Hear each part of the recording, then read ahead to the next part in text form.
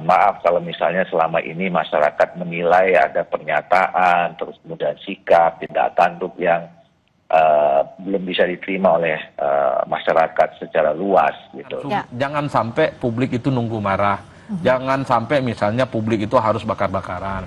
Saudara, 2 kali unjuk rasa di depan gedung DPR berlangsung ricuh. Sikap DPR dalam menjawab kritikan publik dipertanyakan karena terkesan tak sensitif. Kita akan bahas ini bersama dengan Direktur Eksekutif Parameter Politik Adi Praitno yang sudah hadir di studio. Selamat malam Mas Adi. Malam Friska. Kita sambil melihat ya, ini adalah kondisi terkini di Jalan Asia Afrika Jakarta. Polisi saat ini mulai membubarkan massa tadi dari arah kawasan Senayan di depan gedung DPR MPR RI menuju ke kawasan Asia Afrika. Massa dibubarkan sudah lewat dari pukul 18 waktu Indonesia Barat. Tadi juga sempat ada barang yang dibakar di area ini sehingga polisi menghindari terjadinya kericuhan di area ini. Ada lemparan barang-barang yang dilakukan oleh pengunjuk rasa sehingga sebagai antisipasi polisi saat ini juga kita lihat mengeluarkan water cannon ke arah pengunjuk rasa. Karena massa ini tidak hanya datang dari arah Senayan menuju ke Asia Afrika, tapi juga sebaliknya dari Asia Afrika tadi di depan Gerbang Pemuda menuju ke depan Hotel Mulia Jakarta. Ini adalah visual yang diambil terbaru langsung oleh jurnalis Kompas TV Jona Hamonangan dan Bondan Wicaksono. Pengunjuk rasa sejak sore hari tadi kita sama-sama melihat sudah selesai mengutarakan aspirasinya di depan gedung DPR MPR, namun sayangnya terjadi kericuhan di depan gedung DPR di kawasan Senayan maupun di Jalan Asia Afrika. Ada juga kita lihat tadi di sejumlah titik di Pejompongan dan juga kawasan Selipi. Artinya saat ini konsentrasi massa sudah terbelah, ada di kawasan Senayan, lalu Asia Afrika dan juga daerah sekitarnya. Kita dengarkan dulu di lapangan proses pembubaran massa ini.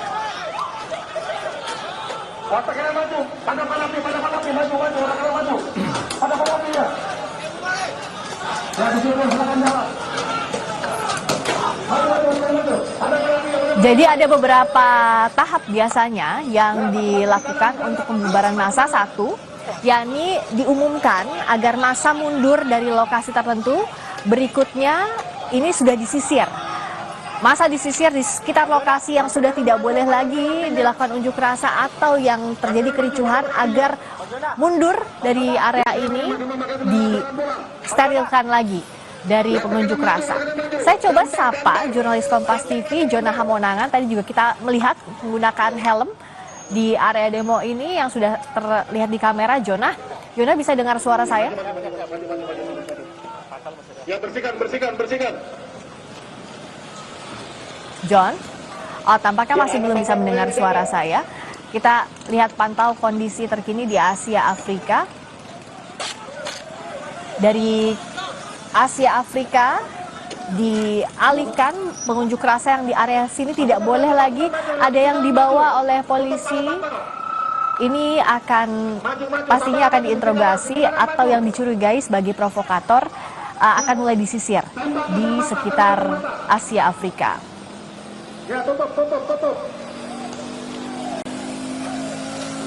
Lalu juga ini masih di kawasan Asia Afrika, massa sudah tidak bisa lagi berada di sini. Pengunjuk rasa tidak boleh lagi ada di sekitar sini.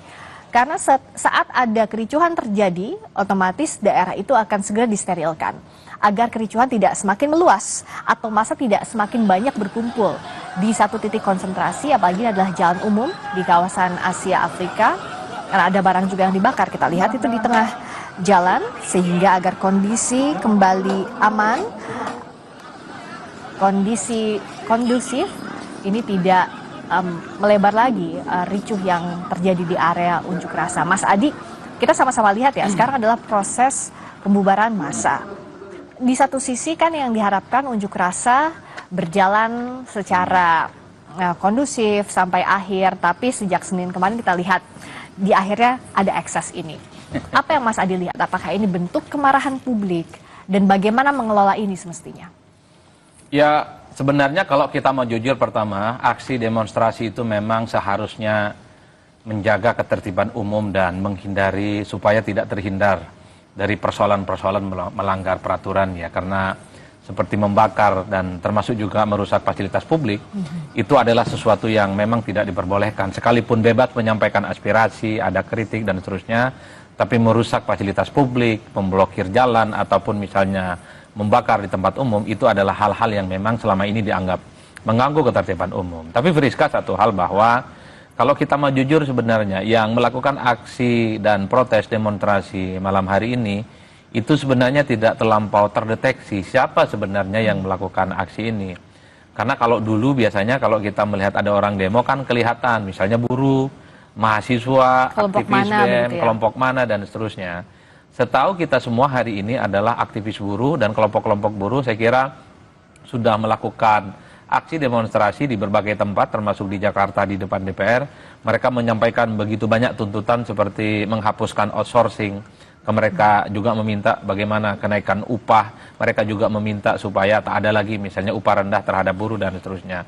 Dan mereka itu setahu kita semua sudah membubarkan sejak siang hari. Ya. Nah, yang menjadi tanda tanya itu adalah siapa sebenarnya kelompok-kelompok pihak-pihak yang setelah buruh itu bubar, tapi kemudian ada lanjutan aksi demonstrasi yang saya kira dari segi isu, dari segi organisasi, termasuk juga dari segi penyampaian aspirasi, itu adalah mereka-mereka yang per hari ini sulit untuk dideteksi, terutama oleh masyarakat secara umum.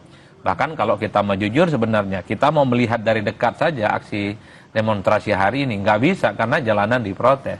Tadi waktu saya jalan ke Kompas sekalipun, lewat Pondok Indah, lurus ke Palmerah, itu jalanan sudah mulai crowded. Bahkan saya diminta untuk kembali sebenarnya karena jalanan di belakang Palmerah ini ditutup, Friska. Ya. Itu yang saya kira, saya kok mendeteksi yang banyak turun ke jalan itu kelihatan anak-anak muda seperti remaja, syukuran anak-anak SMA, dan mereka itu berjalanan secara bergelombol dan berkelompok, dan mereka terus terang apa yang sebenarnya ingin disampaikan oleh mereka, Ya. karena tidak ada spanduk, tidak ada baliho yang kemudian kita bisa tampilkan dalam hal ini. Bagaimana harus berhati-hati untuk menghadapi kondisi seperti ini, Mas Adi? Karena bicara soal demonstrasi, kita lihat juga kan di media sosial, ini sensitif. Artinya banyak juga orang yang ingin menyuarakan pendapatnya lewat demo, kanal yang ada, kita katakanlah ini kanal untuk menyuarakan pendapat dari mulai Senin hingga hari ini. Tapi juga harus diantisipasi jikalau ada kericuhan yang memang isi pengunjuk rasanya misalnya tidak terdeteksi tadi. Apa yang bisa dilakukan? Kalau saya sebenarnya jujur ya, ajakan demo sebenarnya masih diperbolehkan dalam konteks apapun, sepanjang demonstrasinya itu disampaikan dengan cara-cara baik dan damai ya. Bukankah demonstrasi itu bukan sekali jadi apa yang dituntutkan itu harus didengarkan oleh pemerintah ataupun DPR. Bagi saya untuk mengantisipasi hal-hal yang semacam ini, jadi bagi siapapun pihak-pihak yang memang tidak tahu persis persoalan demonstrasi, isunya apa, yang kemudian melakukan aksi protesnya siapa, saya kira memang seharusnya menghindar dan menjauh, Friska. Ini tentu untuk menghindari tindakan-tindakan yang tidak diinginkan. Kalau kita mau jujur, dari tampilan visual yang disampaikan oleh Kompas TV, ini kan sudah head to head dengan pihak aparat keamanan kan, dan mereka dibubarkan. Karena setahu saya penyampaian aksi dan protes demonstrasi itu kan ada limit waktunya. Ya. Jadi kalau lewat jam 6 sore dia nggak boleh melanjutkan, dia harus membubarkan diri. Karena kalau tidak membubarkan diri dia akan dibubarkan. Ini tentu untuk menjaga ketertiban umum. Jadi kalaupun toh aspirasinya, protes-protesnya tidak didengarkan, besok tinggal datang lagi dengan cara yang sama, dengan cara yang sama. Jadi bagi masyarakat yang ada di sekitar Senayan, di Palmerah, ada di Ben Hill, ada di Penjombongan, kalau ada peristiwa-peristiwa semacam ini sebaiknya menjauhkan diri untuk menghindar, untuk mengantisipasi supaya tidak ada tindakan-tindakan dan peristiwa-peristiwa yang itu tidak kita inginkan. Betul. Kita lihat ya di sebelah kanan layar, tampaknya sudah mulai dibuka lagi arus lalu lintas. Ini kan di depan Asia Afrika ya Mas ya, itu yang sebelah kanan. Ya. Sudah bisa dibuka kembali, sudah bisa dilalui. Kita lihat perkembangan ini bersama jurnalis Kompas TV Jona Hamonangan. John, kalau kita lihat di lokasi tampaknya arus lalu lintas di depan di area Jalan Asia Afrika ini sudah mulai dibuka, betul ya Jona? Jalan Asia Afrika khusus yang mengarah ke Jalan Sudirman ini sudah mulai dibuka. Jadi kalau kita lihat ini arus lalu lintas sudah mulai normal kembali. Memang kalau kita lihat ini sangat padat dikarenakan imbas dari kendaraan yang cukup ragu untuk bisa jalan, khususnya melintas, tapi karena dari tugas kepolisian sudah memberikan izin atau permit, akhirnya sekarang akses sudah mulai kembali. Nah, kalau kita petakan sekarang terkait dengan di mana posisi massa, ini memang posisi massa ini sudah bisa dikatakan berbaur ya dengan kerumunan. Jadi posisi mereka itu kurang lebih ada di sekitar arah Fairmont ataupun di arah Pasupaian. Jadi memang dari pihak kepolisian ini menunggu dulu di sisi jalan khususnya di Asia Afrika yang mengarah ke Sudirman atau yang ada pertigaan itu, nanti ketika sudah dirasa sudah cukup aman atau secure, antara dari petugas yang akan maju menghalau massa atau mungkin massa yang maju nanti polisi akan melaksanakan blokade. Ya pasti penguraian massa ini sudah dilakukan, sudah dipecah. Kalau kita lihat beberapa massa yang ada di Jalan Pemuda juga sudah dinetralkan, sudah mulai tunggu mundur dan kami tadi melihat juga dari petugas sudah menggunakan gas air mata untuk menghalau mereka maju kembali. Jadi memang kalau kita lihat ini untuk jalan sudah satu akses saja untuk normal. Memang untuk yang dari arah Asia Afrika untuk mengarah ke Hotel Mulia atau yang mengarah ke Jalan Pemuda sekarang tutup dalam rangka untuk mencegah adanya eskalasi atau antisipasi massa kembali lagi maju ke depan. Jadi ini sekarang sudah masuk pukul 18.25, ini sudah mulai lagi jalan normal khususnya yang dari arah Pasupaian menuju ke arah Sudirman, khususnya pertigaan yang di sampingnya adalah area Gelora Bung Karno. Oke, jadi sekarang sudah bisa dilintasi dan kondisi sudah mulai aman. Jona, kalau Anda lihat tadi kan ada kendaraan pengurai massa juga yang digunakan polisi. Apakah sudah tidak terlihat memang pengunjuk rasa di sana? Untuk massa yang akuan demonstran ya, ini sebenarnya kalau dari sisi saya ini sudah tidak terlihat, karena mereka masuk ke kelas antara gang atau antara jalan kecil seperti itu. Tapi nanti mereka secara bergerombol, secara berkelompok, tiba-tiba nanti muncul ke arah ke polisi. Jadi memang mereka sendiri juga punya macam taktik dan strategi ya untuk bisa menghindar dari petugas. Kalau kita lihat tadi di Jalan Pemuda kurang lebih sekitar 1 jam, masanya mundur, kemudian maju lagi, begitu terus. Jadi mereka sendiri juga sebenarnya juga menghitung kemampuan dari kepolisian untuk menghalau. Namun kalau kita lihat sekarang ini di depan juru kamera saya, di depan saya ini dari pasukan dari Dalmas, dibantu Brimob menggunakan motor, ini standby. Jadi ketika nanti terlihat ada massa di ujung mereka berniat maju atau masuk, nanti langsung dihalau atau langsung dipukul mundur. Strateginya salah satunya bisa dengan gas air mata, bisa juga dengan water cannon langsung ditembakkan, dikarenakan water cannon ini tekanannya cukup kuat, jadi memang massa terhalang atau mungkin tersendat untuk bisa memaksa maju ke depan. Massa sendiri kami tadi melihat ada menggunakan batu, serpihan, botol, beling, bahkan batu untuk menyerang musuhnya atau mungkin melemparkan ke arah petugas sendiri. Oke, terima kasih Jona. Saat ini lalu lintas di area Jalan Asia Afrika sudah dibuka. Kita lihat di sebelah kanan layar Anda, kendaraan roda 2 maupun roda 4 sudah bisa melintas di lokasi ini. Massa sudah diurai, sudah dibubarkan dari Asia Afrika yang jadi salah satu titik konsentrasi massa.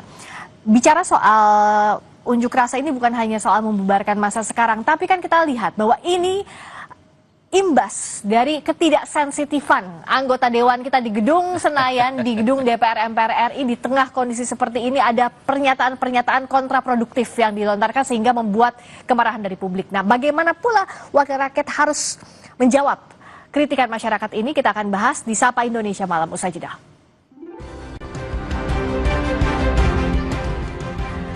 Masih bersama kami di Sapa Indonesia Malam, kita akan bahas suara publik yang mengkritisi anggota DPR RI dalam unjuk rasa di depan gedung DPR MPR, salah satunya soal tunjangan yang dinilai fantastis, bersama dengan anggota Komisi 2 DPR RI Ahmad Doli Kurnia dan juga Direktur Eksekutif Parameter Politik Adi Praitno. Mas Adi masih gabung ya, selamat malam, thank you. Lalu juga ada Bang Doli. Ya, kalau dari DPR sebenarnya bagaimana sih menanggapi unjuk rasa Senin kemarin, lalu juga hari ini tuntutannya kan salah satunya menilai tunjangannya dinilai terlalu besar yang didapatkan DPR. Bagaimana DPR menjawab ini secara clear agar tuntutan publik tidak menjadi bola liar dan bisa dijawab secara gamblang? Pertama, kami tentu tetap memberikan apresiasi ya dan penghargaan kepada setiap anggota masyarakat dari kelompok manapun yang menyampaikan aspirasinya ke DPR ya. Karena itu DPR itu kan rumahnya rakyat, jadi kalau misalnya ada rakyat yang menyampaikan aspirasinya, pandangannya, mau bentuknya apa, mau kritik, mau marah-marah, asal tertib, tentu kami harus menerimanya dengan tangan terbuka. Nah yang kedua, saya juga kemarin sudah sampaikan, kami juga, saya lah paling tidak, mungkin bisa jadi mengataskan nama teman-teman juga. Mohon maaf kalau misalnya selama ini masyarakat menilai ada pernyataan, terus kemudian sikap, tindak tanduk yang belum bisa diterima oleh masyarakat secara luas gitu. Ya. Tapi tentu kami juga berkeinginan, kami berkomitmen untuk tetap selalu bekerja sebagai wakil rakyat secara sungguh-sungguh untuk kepentingan rakyat yang utama gitu. Nah soal kritik itu tadi soal tunjangan kan kami sudah menjelaskan juga beberapa kali baik oleh pimpinan DPR maupun juga bisa dapat data dari Sekretariat Jenderal. Kalau kemudian selama ini yang menjadi sorotan itu adalah tunjangan perumahan, nah kemarin kan sudah dijelaskan juga oleh pimpinan DPR bahwa tunjangan itu merupakan kemarin kan periode-periode sebelumnya rumah anggota DPR itu kan ada rumah dinasnya, dan kemudian untuk periode yang ini itu tidak ada rumah dinas lagi, makanya kompensasinya adalah diberikan tunjangan rumah dalam waktu 1 tahun untuk mengontrak rumah selama 5 tahun. Ya. Makanya nanti berakhir sampai bulan Oktober. Kira-kira gitu, Tris. Nah, Bung Doli kalau misalnya menjawabnya secara adem, tidak mengeluarkan kata-kata yang menyakiti hati masyarakat, mungkin unjuk rasa ini tidak akan menjadi besar atau bahkan terjadi ricuh. Bung Doli tadi kan sempat menyampaikan juga minta maaf kalau ada pernyataan yang tidak sensitif. Nah, gimana sih DPR menegur anggotanya yang dianggap melakukan atau melontarkan pernyataan yang tidak sensitif di tengah kritik publik, mengatakan dengan kata-kata yang kasar atau bilang bahwa ya ini perlu tunjangannya besar karena memang jauh rumahnya dan lain-lain. Ini kan dianggap tidak sensitif dan tentu saja akan cepat memantik reaksi publik. Gimana Bung Doli? Ya, anggota DPR itu kan terdiri dari anggota DPR ya, dan sebetulnya kita posisinya secara umum sama. Makanya kalaupun disebut ketua DPR itu kan House of Speaker ya. Jadi itu menunjukkan bahwa kita punya semangat kolektivitas, kolegial yang sama. Statusnya juga sama. Hak dan kewajibannya juga sama gitu. Nah, jadi kalaupun kemudian misalnya tadilah katakan ada anggota DPR yang pernyataan sikapnya yang kurang bisa diterima oleh rakyat atau masyarakat gitu ya. Nah, kita juga harus bisa memahami mungkin setiap anggota di DPR, setiap manusia punya gaya, punya cara komunikasi yang berbeda-beda gitu ya. Ya juga mungkin situasinya juga yang dihadapi pada saat hari itu atau besok juga berbeda-beda. Nah, tentu juga bisa kita maklumi perbedaan-perbedaan di antara sesama anggota DPR itu gitu. Nah, tapi kalau kemudian secara institusi, ya kalau ada pernyataan seperti itu, ya paling informal saja ya, kita mungkin saling mengingatkan di antara sesama kita gitu. Tapi kalau dalam mekanisme yang formal, ya itu kita punya MKD, tapi itu kan berdasarkan aduan ya, terhadap anggota DPR yang dianggap melanggar etik, dinilai oleh publik gitu. Oke, Mas Adi, kan kalau kita pasti berharap wakil-wakil kita di Senayan itu punya sensitivitas, punya kemampuan komunikasi publik di atas rata-rata, menempatkan empati di atas ini. Nah, dengan menjawab kemarahan publik, apa yang bisa dilakukan untuk meredamnya, Mas Adi? Ya, saya kira kalau kita mau jujur sebenarnya, banyak sekali tuntutan dan aspirasi yang muncul dari bawah, dari aktivis, mahasiswa, dari rakyat terkait dengan situasi kondisi saat ini yang disampaikan ke anggota Dewan. itu kan memang belakangan ini, bahkan sejak lama Friska, itu memang sulit ya untuk bisa diwujudkan, dan bahkan dalam banyak hal itu diabaikan. Ya. Tapi bagi saya secara prinsip minimal, kalaupun toh aspirasi rakyat itu tidak didengarkan, tidak diimplementasikan, minimal kawan-kawan yang ada di Senayan di sana tidak memberikan statement-statement yang relatively ya justru menimbulkan kegaduhan. Nyebut misalnya 50 juta tunjangan itu kan dianggap ini nggak seberapa dan ini masih kurang. Bahkan menyebut dengan istilah-istilah yang cukup sarkas. Bahkan indis ekonomi gitu Mas ya iya, kan. Dan bahkan ada yang menyebut Bintaro sama Senayan jauh loh, kira-kira begitu. Itu kan yang semakin membuat publik itu agak sedikit nggak empati pada akhirnya pada Dewan dan kemudian DPR secara kelembagaan. Nah yang kedua bagi saya secara prinsip, sekeras apapun kekecewaan kita terhadap DPR, kinerja target legislasi mereka tidak sesuai dengan harapan, misalnya kebijakan-kebijakan yang juga muncul masih jauh panggang dari api, tapi saya selalu mengatakan bahwa harus menghindari tindakan-tindakan yang itu merusak ketertiban umum. Tidak boleh memblokir jalan, kemudian membakar ban, dan kemudian melempar hal-hal yang sifatnya destruktif dan merusak. Friska, kita ini adalah mantan aktivis. Saya menjadi aktivis demo itu hampir 10 tahun ya. Karena saya kira bagi saya secara prinsip bahwa apa yang kita sampaikan hari ini tidak mungkin langsung didengarkan, tapi dia butuh proses panjang, butuh investigasi, butuh protes-protes yang saya kira secara kontinu itu harus dilakukan. Jadi bagi siapapun, adik-adik kita, mahasiswa kita, rakyat yang kemudian terjun demo kepada DPR selama sehari 2 hari ini, memang harus disampaikan dengan tertib. Jika hari ini aspirasinya itu tidak disampaikan, besok bisa datang lagi, besok lagi juga demo lagi. Yang paling penting adalah menjaga ketertiban, dan yang paling penting adalah menjaga bagaimana situasi dan kondusif. Nah yang paling penting adalah imbauan kepada masyarakat dan sekitarnya, Friska. Jadi masyarakat yang memang tidak terkait dengan aksi protes dan demonstrasi hari ini, tidak tahu siapa yang melakukan aksi dan protes, sebaiknya mereka itu adalah menghindar dan menjauh. Tentu untuk mengantisipasi supaya tidak ada tindakan-tindakan yang itu berpotensi justru misalnya menimbulkan kegaduhan dan kerusuhan. Itulah yang saya kira sebagai antisipasi awal supaya tindakan-tindakan yang tidak diinginkan, hal-hal yang kemudian di luar jangkauan itu bisa dihindari. Karena apapun judulnya, biasanya yang melakukan aksi demonstrasi semacam ini satu sama yang lain sudah saling kenal, mereka itu satu kelompok, mereka itu satu grup, sehingga mereka melakukan protes jalanan. Sementara masyarakat yang tidak tahu siapa yang melakukan aksi, siapa yang melakukan protes, sebisa mungkin menghindar dan menjauh, supaya ini kan sebagai langkah antisipatif sebenarnya, menghindari hal-hal yang tidak diinginkan. Saya kira di situ konteksnya, Friska. Nah tapi secara pribadi menurut Mas Adi perlu nggak mereka yang menyampaikan hal-hal kontraproduktif itu yang meminta maaf? Kan yang bikin orang marah itu adalah nggak langsung minta maaf, tapi denial dulu, kasih lagi pernyataan lain yang dianggap lawan. Mestinya begini, para pejabat publik, anggota Dewan kita memang sebisa mungkin menghindari statement-statement yang sifatnya provokatif dan justru menimbulkan kerusuhan. Apa yang terjadi di Pati sebenarnya adalah trigger. Seorang bupati dipilih secara langsung, bahkan di demo ramai-ramai diminta mundur oleh rakyatnya. Begitupun dengan anggota Dewan yang saya kira rata-rata mereka itu adalah public figure juga kan. Mereka medsosnya, followernya banyak, sering tampil di media, dan saya kira engagementnya di level publik juga luar biasa. Jadi sekali mereka memberikan pernyataan-pernyataan apapun, sebisa mungkin harus soft, harus lunak. Bukankah member of parliament, bukankah anggota Dewan itu adalah mereka yang memang ya daya pendengarannya tebal, tidak tipis, dan kemudian sangat responsif dengan situasi yang berkembang.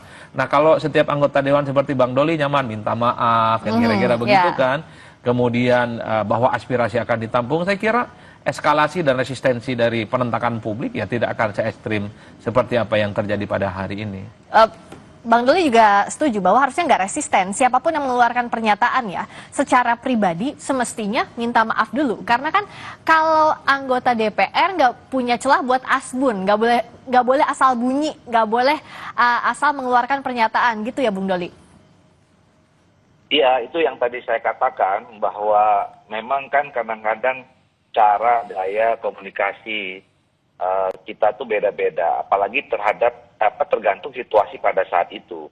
Nah itu yang saya katakan tadi, mungkin masyarakatnya tidak tahu situasi apa yang sedang dihadapi, makanya ya saya tadi atas nama teman-teman mohon maaf kalau ada pernyataan yang berkenan, dan tentu kami akan perbaiki itu ya bersama anggota dan secara institusi. Saya kira ya ini menjadi pelajaran lah ya buat kami supaya ya yang namanya rakyat itu kan mereka yang berdaulat ya, kita ini kan wakilnya mereka gitu. Tentu kalau mereka menyampaikan sesuatu ya harus kita dengar, mereka minta sesuatu harus kita perjuangkan. Ya. Gitu.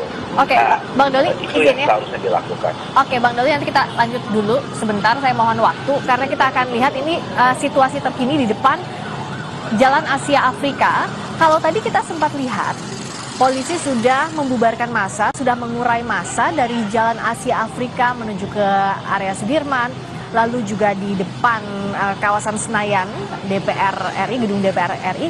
Tapi tampaknya sekarang ada ricuh yang kembali terjadi di sini.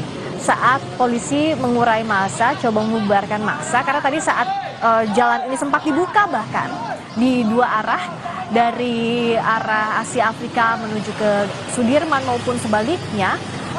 Tadi sempat kita melihat kendaraan roda 2, roda 4 sudah bisa melintas. Sekarang ditutup kembali karena kita lihat tampaknya ada ricuh yang terjadi dan penguraian massanya juga sekarang semakin intens dilakukan agar lalu lintas ini bisa secara normal digunakan kembali oleh para pengguna jalan.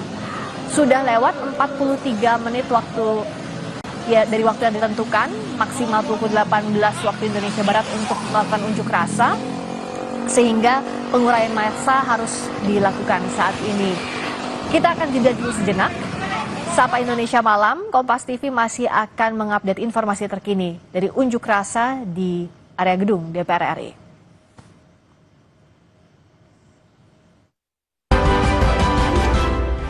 Masih di Sapa Indonesia Malam bersama Direktur Eksekutif Parameter Politik Adi Praitno dan anggota Komisi 2 DPR RI Ahmad Doli Kurnia. Kita lihat dulu bagaimana kondisi terkini saat ini di area gedung DPR RI dan juga di kawasan Jalan Asia Afrika. Tadi sebelum jeda kami menginformasikan jalan ini sebenarnya sempat dibuka. Ya sekitar 15 menit lalu lah. Sempat dibuka dari Jalan Asia Afrika menuju Sudirman maupun sebaliknya karena tadi massa sudah membubarkan diri, sempat ada bakar barang dan juga fasilitas umum di daerah Asia Afrika, tapi sudah sempat dibubarkan dengan kendaraan pengurai massa. Tapi sekitar 5 menit lalu sempat terjadi ricuh kembali. Nah, sekarang kita pantau bagaimana kondisinya. Tampaknya sudah bisa dibuka jalurnya di satu sisi, baru satu sisi saja dari Asia Afrika menuju ke kawasan Sudirman. Di dekat kawasan Senayan ini sudah mulai dibuka, tapi sebaliknya dari Sudirman menuju ke Asia Afrika dan juga ke arah Patal Senayan ini ditutup kembali. Ini adalah gambar terbaru yang diambil oleh jurnalis Kompas TV Jona Hamonangan dan juga Bondan Wicaksono. Kalau ini gambar tadi sebelumnya, pada saat polisi mengurai massa dari Jalan Asia Afrika menuju Sudirman, yang sebelumnya tadi kita lihat sebelum dibuka kembali. Kita bahas lagi. Ini kan sebenarnya tadi sudah dibahas juga, Bung Doli bahkan sudah meminta maaf atas nama kawan-kawan di DPR yang dianggap pernyataannya kontraproduktif. Sekarang kan Bung Doli yang harus diantisipasi pasca ini. Satu, apa yang harus dilakukan secara segera agar ketidaksukaan publik ini bisa mereda setidaknya. Bung Doli, apa sebenarnya sih yang bisa dilakukan dari DPR secara lembaga ataupun juga anggota DPR yang dianggap kontraproduktif? Karena kan kalau kita lihat juga di media sosial, kritikan itu bahkan langsung dilancarkan ke media sosial masing-masing anggota DPR tersebut. Ya, pertama tentu kita teman-teman terutama yang selama ini ya diberitakan ya harus menahan diri menurut saya, ya tidak juga kemudian tetap reaktif menanggapi komentar-komentar yang mungkin banyak sekali yang negatif. Ya terus terang saja sekarang DPR ini termasuk saya komentar masalah apa aja, soal pilkada, soal pemilu, segala macam itu udah ya anggap ya tetap aja mendapat respon yang negatif gitu loh. Tapi ya sudahlah, mungkin itu konsekuensi kita ya sebagai wakil rakyat yang memang ekspektasi masyarakat, publik mungkin juga kepada kami juga tinggi. Begitu tidak sampai, mereka marah, kecewa, sikapnya macam-macam, ya sudahlah kita dengan ikhlas gitu. Itu konsekuensi sebagai wakilnya mereka, wakilnya rakyat gitu. Jadi mending kita cooling down, ya, tidak usah melanjutkan komentar reaksi yang kita anggap negatif terhadap kita itu satu. Nah yang kedua, alhamdulillah kemarin pimpinan DPR kan sudah menjelaskan, Pak Dasko menjelaskan bahwa salah satu yang utama dipersoalkan oleh rakyat itu kan soal tunjangan rumah. Nah sudah dijelaskan bahwa itu cuma sampai Oktober, ya mudah-mudahan itu juga bisa membuat keredaan situasi itu. Ya. Nah yang ketiga, ya kita tetap fokus bekerja, jangan meninggalkan tanggung jawab petugas yang lain, ya, yang selama ini sudah kita jalankan, dan fokus dalam peningkatan kinerja untuk kepentingan rakyat dan bangsa negara kita. Ya, kalau misalnya tadi seperti yang disampaikan Bung Doli, ya, sebenarnya sudah disampaikan apa yang harus dilakukan DPR. Tapi kan Mas Adi juga melihat untuk mengendalikan kemarahan publik dari manapun itu kanalnya tidak mudah. Nah, sekarang siapa yang bisa bergerak untuk meredam ini? Kalau DPR, Wakil Ketua DPR sudah kasih statement soal tunjangan, tapi di sisi lain juga masih ada ketidakpuasan dengan berbagai tuntutan, itu apa yang harus dilakukan agar ini tidak jadi menunggangi unjuk rasa untuk kepentingan lainnya? Yang itu yang harus dibatasi. Ya, saya kira memang secara prinsip pertama memang kawan-kawan politisi Senayan sebaiknya tidak perlu reaktif, ya. Suara-suara publik di medsos itu kan berisik dan bahkan sangat kasar statement-statementnya. Dan tidak perlu statement-statement kasar itu kan adalah politisi itu mengamplifikasi di medsosnya. Oh, ini nih netizen yang ngomong ngata-ngatain dengan bahasa yang kasar. Saya kira tidak perlu, dan bahkan kalau bisa sih kalau ada suara-suara lantang kayak gitu, tutup mata, tutup kuping, dan nggak perlu direspon sebenarnya. Anggap aja angin lalu. Yang kecuali penting, kritik yang benar, ya. Betul, kecuali kritik. Yang penting apa yang disampaikan secara substansi itu didiskusikan. Nah yang kedua, kalau kita jujur ya sulit untuk mendeteksi siapa yang sebenarnya melakukan aksi demonstrasi. Seperti yang hari ini masih belum bubar. Kalau dengan buruh enak. Kan ada misalnya asosiasi-asosiasi buruh, ada kelompok-kelompok buruh. Kalau yang melakukan protes itu adalah BEM mahasiswa, BEM Nusantara, BEM SI, BEM Jabotabek, BEM Jakarta, enak penetrasinya. Ada sesuatu yang bisa diajak diskusi dan bisa diajak dialog. Tapi kalau demo seperti hari ini terserak, nggak jelas ini nama kelompoknya, tak jelas itu siapa aktor kuncinya, tentu langkah-langkah persuasi semacam ini yang saya kira agak sulit untuk bisa dideteksi. Karena kemarahan-kemarahan yang semacam ini tentu tidak terukur. Oleh karena itu bagi saya memang tugas dari pihak keamanan sebenarnya untuk mendeteksi sebenarnya aktor ataupun siapa yang sebenarnya mendesain protes ini memang sebisa mungkin ajak dialog. Bukankah DPR itu sudah menyambut dengan tangan terbuka? DPR menyatakan bahwa soal tunjangan rumah dinas 50 juta sampai Oktober aja. Sementara setelah November dan seterusnya sudah tak ada lagi. Itu sudah didengarkan aspirasinya. Jadi hal-hal yang sifatnya kontraproduktif, menimbulkan gejolak, seperti merusak fasilitas publik, tidak terulang di kemudian hari, jikapun ada protes. Oleh karena itu, pentingnya melakukan langkah-langkah persuasi kepada kelompok-kelompok yang terus melakukan protes itu menjadi penting. Bagaimana caranya? Mendeteksi. Tanya kepada mereka siapa yang kemudian menjadi aktor yang mendesain aktivitas itu, baru kemudian dicarikan solusinya. Apa langkah-langkah yang paling mungkin bisa didudukkan bersama untuk menghindari hal-hal yang sifatnya kegaduhan dan kontraproduktif. Kan sederhana itu saja sebenarnya, Friska. Oke. Kalau Bang Doli juga apakah melihat hal yang sama, Bung Doli? Jadi ada yang menyampaikan ketidakpuasan, memang menyampaikan kritik kepada DPR, tapi ada aktor lain yang dianggap tanda kutip menunggangi momentum ini. Ya tentu kita tidak berharap seperti itu, ya. Aspirasi yang disampaikan itu harusnya murni, ya. Kritik terhadap kita terima. Tapi kalau kemudian sudah masuk ke wilayah yang lebih luas, wilayah politik, ya, ada menunggangi dan segala macam, ya saya kira ya itu juga harus kita perangi sama-sama. Karena itu sudah out of context kan gitu loh. Apalagi DPR kan sebetulnya ya kami misalnya kan menerima saja kritik, masukan itu gitu, dan sudah ada yang dikoreksi juga. Nah, tapi kalau kemudian ada motif lain, ya kita pun juga harus sama-sama, ya masyarakat harus juga sama-sama memahami dan memerangi itu. Ya nggak boleh, rakyat itu kan menyampaikan aspirasinya ya boleh dimanipulasi juga gitu loh.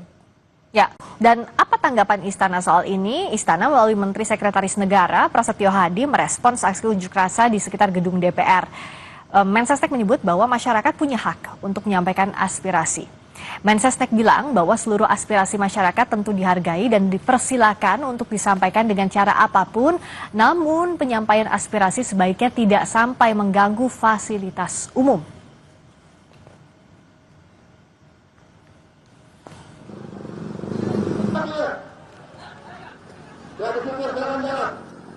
Pertama-tama tentu sekali lagi kami atas nama pemerintah menghormati segala bentuk penyampaian aspirasi.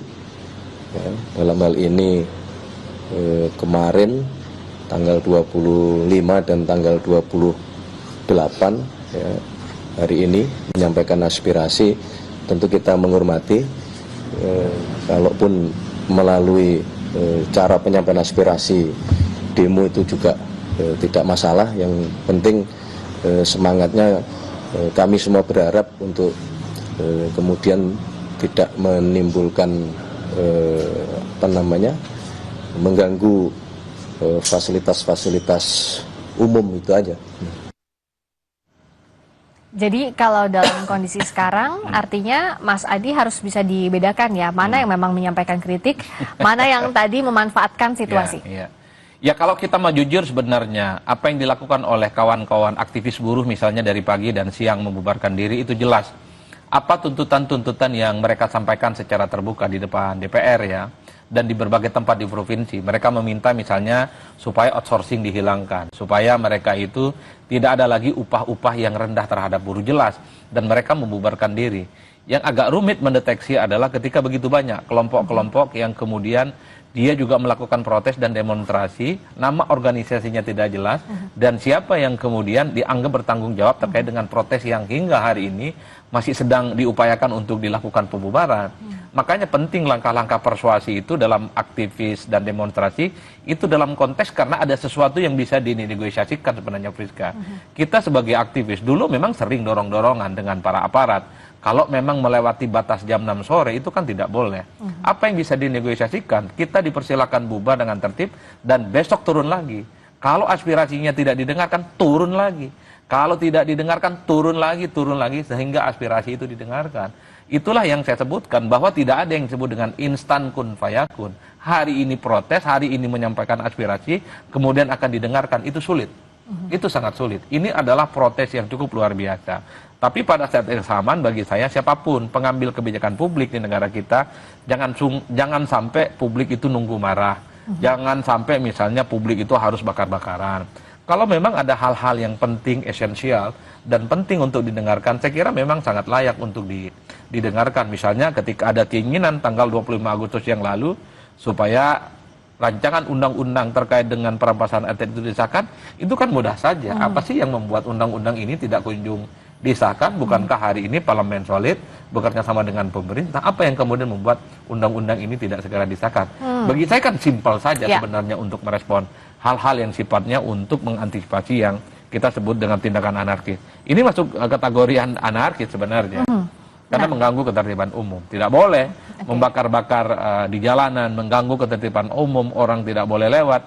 Sementara orang kan juga punya kesibukan masing-masing, bukan hanya soal mereka yang punya kepentingan untuk menyampaikan aspirasi. Oke, terakhir ke Bung Doli, ketertiban umum harus dijaga. Tapi di sisi lain tadi untuk menjawab juga tuntutan dari publik, apa yang harus dilakukan dalam waktu cepat. Misalnya soal legislasi, soal tunjangan dan lain. Tunjangan tadi sudah jawab ya, tapi untuk legislasi misalnya untuk produktif beberapa hal termasuk perampasan aset apa yang bisa dijawab oleh DPR? Singkat saja.